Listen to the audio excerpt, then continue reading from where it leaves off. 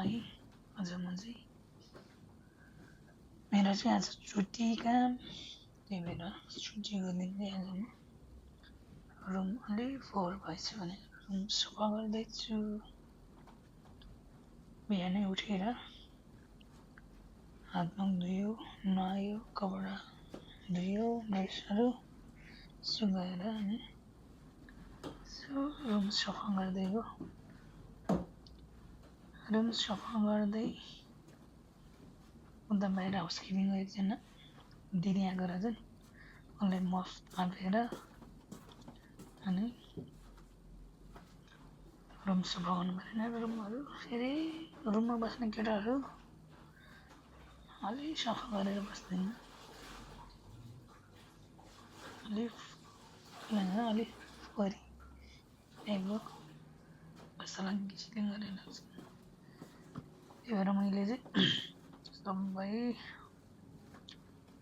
लुगाहरू मिलाएर ओछ्यानहरू मिलाएँ अनि 3 जना केटाहरूलाई भनेर बेडसिटहरू पनि थापेर ल्यायो चेन्ज गर्नलाई भनेर।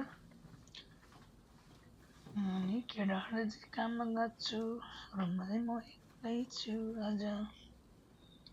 त्यही भएर रुममा एक्लै भयो भनेर रुम सफा गरिदिएको।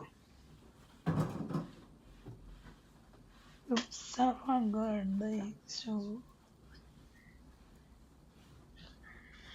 अब रुम सफा गरेर अब घुम्न जाएँ नि, कहाँ जानु एक्लै, बाहिर त्यस्तै छ गर्मी। त्यही भएर म चाहिँ रुममै बस्छु भनेर रुम सफा गरेर बस्छु। एकछिनमा रुम सफा गर्छु अनि मोबाइल हेर्छु अनि फेरि दाग बसिन्छ भने फेरि म चाहिँ गएर रुम पुसेर मफ हानिरहेको छु, तल माथि मफ गरिरहेको छु। आफ्नो रुम सफा गर्नु पऱ्यो।